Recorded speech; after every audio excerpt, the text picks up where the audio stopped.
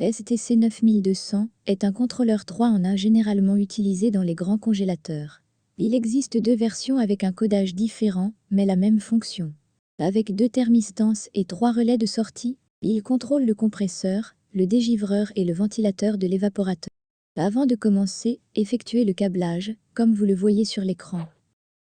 Une fois sous tension, il procède à un autotest. Après cela, il affiche la valeur de la température ambiante. Si des codes d'erreur sont affichés, essayez de vérifier le fil du capteur.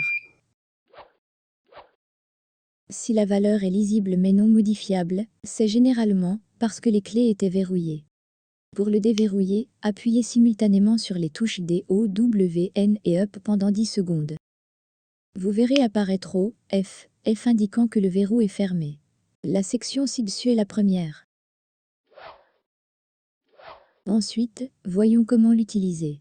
Comme vous pouvez le voir, c'est la température du capteur de la pièce qui s'affiche, appelons-la état normal. Afin d'éviter toute pression accidentelle, la pression unique n'est pas valide en état normal. Pour vérifier la température de la sonde de dégivrage, maintenez cette touche D, O, W, N pendant 3 secondes pour l'obtenir. D'ailleurs, la température redevient normale après 3 secondes. Maintenez le bouton Up pendant 3 secondes pour forcer le refroidissement. Le voyant de refroidissement clignote maintenant. Il s'agit du délai de protection du compresseur. Si l'affichage ne change pas, vérifiez ces conditions. Appuyez sur la touche de Frost pendant 3 secondes pour forcer le dégivrage. Vous voyez maintenant que le témoin de dégivrage est Si vous voulez passer de l'état de dégivrage à l'état d'égouttement d'eau, maintenez de nouveau la touche pendant 3 secondes et le voyant de dégivrage clignote à ce moment-là. Une fois que le temps d'égouttement est terminé, l'étape suivante est le temps de retard du compresseur. S'il ne change pas, vérifiez les conditions de refroidissement forcé suivantes. Appuyez sur la touche 7 pendant 3 secondes pour obtenir la liste du menu utilisateur. Elle ne contient que 2 paramètres. Le premier est le point de consigne, c'est une position. Le second est le span ou la distance, par rapport au point de consigne. Ces 2 paramètres déterminent ensemble la plage de température de consigne. La somme de cette partie est la limite supérieure, pour activer le compresseur. C'est la limite inférieure, qui informe le compresseur d'arrêter le refroidissement. Appuyez maintenant sur le bouton 7 pour vérifier la valeur d'hystérésie existante. La valeur minimale pourrait être de 1 degré, changeons-la de 2.0 à 2.3. Appuyez simplement 3 fois sur la touche Up. Encore un conseil, maintenez la touche Up enfoncée et ne la relâchez pas, le mouvement sera plus rapide. Après avoir configuré toutes les données, vous pouvez les sauvegarder en appuyant longuement sur le bouton 7 pendant 3 secondes. L'appareil revient à l'état normal. Bien sûr, vous pouvez le laisser seul, il se sauvegardera automatiquement et reviendra à l'état normal dans 10 secondes. À présent, vous avez maîtrisé les compétences de base. La section suivante concerne les paramètres avancés dans la liste du menu administrateur. Tout d'abord, appuyez simultanément sur les touches 7 et D, O, W, N pendant 10 secondes pour accéder à la liste du menu Admin. Vous verrez le code du point de consigne. Continuez à appuyer sur la touche Up et vous trouverez jusqu'à 20 paramètres dans cette liste. Mais ne vous inquiétez pas, après quelques minutes, vous verrez comme c'est facile. La liste complète des menus contient beaucoup de choses, nous allons la diviser en 4 blocs à couvrir.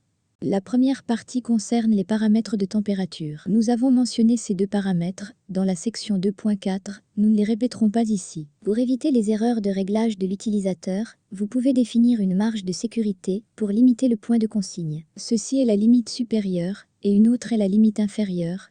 Voici un exemple. Supposons que le point de consigne est actuellement de 15 degrés, la limite supérieure est de 25 degrés et la limite inférieure est de moins 10 degrés. Vous voulez que le nouveau point de consigne soit de moins 18 degrés, la nouvelle limite supérieure sera de moins 5 et la nouvelle limite inférieure sera de moins 25. Tout d'abord, vous devez changer la limite inférieure de moins 10 à moins 25 degrés, puis modifier le point de consigne de 15 à moins 18 degrés.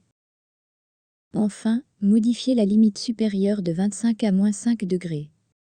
Ce qu'il faut souligner, c'est que la séquence est importante. Si vous essayez de modifier la limite supérieure de 25 à moins 5 comme première étape, vous constaterez qu'elle ne peut pas atteindre moins 5. Parce que le point de consigne est maintenant de 15 degrés et la limite supérieure doit être plus élevée que le point de consigne. Par conséquent, lorsque vous constatez que le point de consigne est bloqué, vous devez d'abord modifier la marge de sécurité.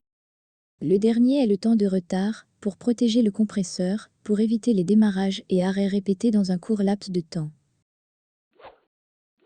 La deuxième partie concerne le dégivrage.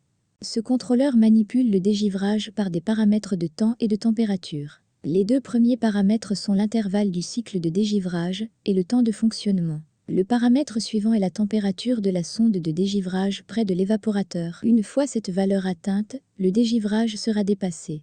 Cette option permet d'éviter la recongélation de l'eau. Il existe deux types de dispositifs de dégivrage qui peuvent être utilisés ici. Le dispositif de chauffage électrique et le gaz chaud provenant de la rotation inverse du compresseur. Cette option détermine quand commencer à chronométrer le cycle de dégivrage. Par défaut, l'écran affiche la température de la sonde de la pièce pendant le dégivrage, mais vous pouvez modifier cette valeur pour afficher la température de la sonde de dégivrage. La troisième partie concerne le ventilateur d'évaporation. Le tableau est clair, mais pas intuitif. Transformons-le en diagramme de flux. Maintenant, vous pouvez voir que nous devons d'abord vérifier cette valeur. Si vous voulez que le ventilateur démarre 5 minutes avant le démarrage du compresseur, réglez simplement ce paramètre à -5, c'est tout, sans l'étape suivante. Parce que dès que cette option passe en dessous de 0, les autres paramètres sont désactivés.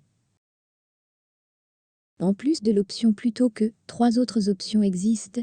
Tout d'abord, définissons le temps de retard à un nombre non négatif, par exemple 5 minutes. Si vous voulez que le ventilateur soit déclenché par la température de la sonde de l'évaporateur, confirmez la sortie du ventilateur comme ceci, qui est en fait le défaut d'usine. Ensuite, modifiez la température de démarrage dans ce code. Enfin, changez la température d'arrêt dans cette option, c'est la fin.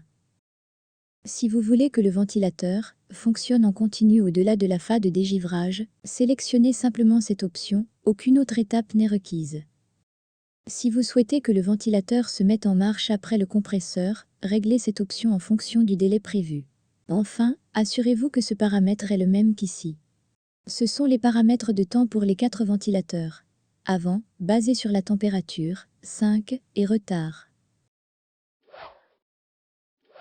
La dernière partie concerne la fonction d'alarme de surchauffe. Vous pouvez souhaiter être alerté lorsque la température de la pièce dépasse une plage de sécurité. Permet de définir cette plage.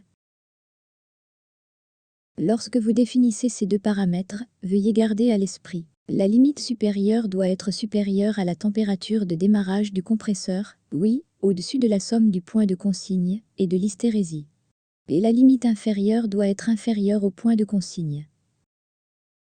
La troisième option est le délai avant l'alarme.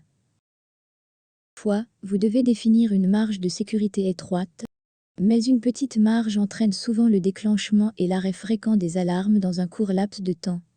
Pourquoi vous avez besoin d'un temps de retard ici? Quand l'alarme de surchauffe se produit, l'appareil crie, la lecture clignote sur l'écran. Vous pouvez appuyer sur n'importe quelle touche pour arrêter le cri, mais la lecture ne cessera de clignoter que lorsque la température du capteur de la pièce reviendra dans la plage de sécurité. À propos, si vous trouvez un code comme celui-ci, notez que ce ne sont pas des alarmes de surchauffe, mais des codes d'erreur. Dans la plupart des cas, la cause est un capteur ouvert ou court-circuité. Nous avons tout mis en place. Si vous avez encore des questions, veuillez visiter notre site web pour plus d'informations. Merci.